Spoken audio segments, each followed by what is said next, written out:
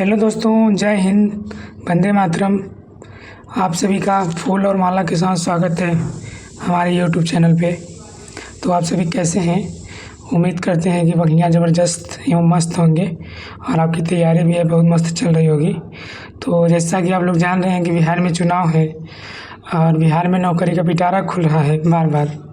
तो और एक नई वैकेंसी और आ चुकी है, बिहार एसएससी की ऑफिस अटेंडेंट की भर्ती है। ये ऑफिस वाला वर्क करना पड़ता है इसमें। तो आइए, आपको हम इस वीडियो में पूरी जानकारी दे देंगे। बस आप वीडियो को पूरा देखिएगा, कहीं से स्किप मत करिएगा, ठीक है? तो चलिए जुड़े रहिए हमारे साथ, अंत तक पूरी जानकारी देने वाले हैं, ठीक है? चलिए देख लेते हैं पहले हम इम्पोर्टेंस डेट की। थी जो हमारा ऑनलाइन अप्लाई स्टार्ट है, ये 25 अगस्त से शुरू हो चुका है, ठीक है? 25 अगस्त से शुरू हो चुका है ऑनलाइन और ये 26 सितंबर तक चलेगा, ठीक है? 25 अगस्त से 26 सितंबर, यानी आपको पूरा 1 महीने मिलने वाले हैं, ठीक है? पूरे आपको 30 दिन मिलने वाले हैं अप्लाई के, 30-31 दिन, ठीक है? और last date for the fee payment तो है 24 सितंबर। तो आपको 24 सितंबर तक अपना फ़ी पेमेंट कर देना होगा, ठीक है? ऑफिशियल वेबसाइट है इसकी, ये यहाँ से जाकर आप लॉगिन कर सकते हैं, मतलब अपना फॉर्म अप्लाई कर सकते हैं, ठीक है? चलिए आगे बता देते हैं।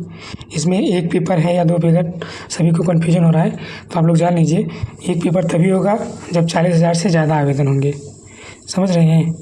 तो एक पेपर तो संभव नहीं है, हमें तो लगता है इसमें 2 पेपर होने वाले हैं, ठीक है? चलिए आगे बढ़ेंगे तो बात कर लेते हैं टोटल नंबर ऑफ़ वैकेंसीज़ की। तो ये टोटल वैकेंसीज हैं हमारी 3727 वैकेंसी है, जो कि अच्छी खासी वैकेंसी हम लोग कह सकते हैं, ठीक है? बिहार के अलग अलग कार्यालयों में। तो ये वैकेंसी होती क्या है, तो जैसे एसएससी में एमटीएस की वैकेंसी होती है, सेम टू सेम मिलती जुलती वैकेंसी है ये, ठीक है? एसएससी का जो एमटीएस का होता है उससे ये मिलती जुलती है, ठीक है? ऑफिस वर्क इसमें करना पड़ता है, कागजी कार्रवाई करना होता है, इधर से उधर कागज़ को पहुंचाना होता है, ठीक है? चलिए बात कर लेते हैं एजुकेशनल क्वालिफिकेशन की। तो ऑनलाइन आवेदन समर्पित करने की अंतिम तिथि तक अभ्यर्थियों को मान्यता प्राप्त बोर्ड संस्थान से 10वीं मैट्रिक अथवा किसी मान्यता प्राप्त समकक्ष परीक्षा में उत्तीर्ण होना अनिवार्य है, ठीक है? तो ये ओनली 10 पास बच्चे फॉर्म भर सकते हैं, ठीक है? तो आप भी 10 पास हैं तो आप इसमें फॉर्म भर दीजिए, ठीक है? आइए आगे जान लेते हैं। तो प्री का एग्ज़ाम पैटर्न जान लेते हैं। तो गणित के 30 अंक होने वाले हैं और 40 अंक आपके जीके जीएस से होने वाले हैं और आपके 30 प्रश्न समान हिंदी से होने वाले हैं, ठीक है? टोटल 100 प्रश्न रहेंगे हमारे, ठीक है? और एक प्रश्न 4 अंक का होगा, ठीक है? और गलत उत्तर के लिए आपका 1 अंक काट लिया जाएगा। आपका समय पूरा 2 घंटा रहने वाला है, ठीक है? और नियमानुसार अभ्यर्थियों को प्रति घंटा मतलब जो दिव्यांग विद्यार्थी हैं उनको 20 मिनट एक्स्ट्रा मिलने वाले हैं प्रति घंटा, ठीक है? तो एक चीज़ और जान लीजिए, इसमें जो वैकेंसी है ये 3727 वैकेंसी है। तो बिहार में नियम है कि 35% महिलाओं के लिए वैकेंसी होती है, ठीक है? 35% महिलाएँ होंगी, बाकी 65% पुरुषों की वैकेंसी है, ठीक है? जिसमें महिलाएँ भी फॉर्म भर सकती हैं, ठीक है? चलिए बात कर लेते हैं गणित के सिलेबस की। तो एलसीएम एचसीएफ, वास्तविक संख्या, परिमित संख्या, अपरिमित संख्या, पूर्णांक संख्या, वर्गमूल, घनमूल, प्रतिशतता, लाभ हानि भट्टा, बिक्री कर, साधारण ब्याज, चक्रवृद्धि ब्याज, समय और दूरी, समानुपात, प्रतिलोम समानुपात आदि सब हैं, ठीक है? वही अर्थमेटिक है। चलिए बात कर लेते हैं हिंदी की।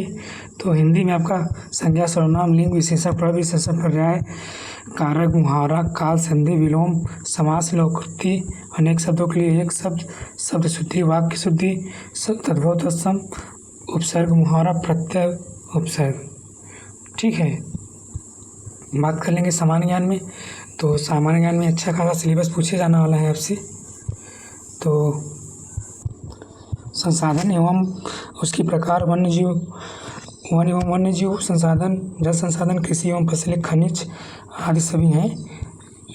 अर्थव्यवस्था मानचित्र, आप लोग इसका स्क्रीनशॉट ले लीजिएगा तो पूरा बताने लगेंगे, ज़्यादा टाइम लगेगा, ठीक है? भारत की लोक भाषा, लोकतंत्र में विविधता, केंद्र राज्य संबंध, और नीचे देख लेते हैं मुद्रा और साख, ये सब सभी हैं। तो आप लोग इसका स्क्रीनशॉट ले लीजिएगा। और इतिहास से भी है, भूगोल, संस्कृति, स्वतंत्रता, समाज एवं साम्यवाद, ठीक है, राष्ट्रीय आंदोलन में बिहार का योगदान, ठीक है। चलिए आप लोग स्क्रीनशॉट ले लीजिएगा। सब साइंस से भी आपका क्वेश्चन रहने वाला है और करंट अफेयर से भी रहने वाला है, ठीक है, समसामयिक की, ठीक है। चलिए आगे बढ़ते हैं। उम्मीद करते हैं कि आप स्क्रीनशॉट ले लिए होंगे। चलिए आगे बढ़ेंगे।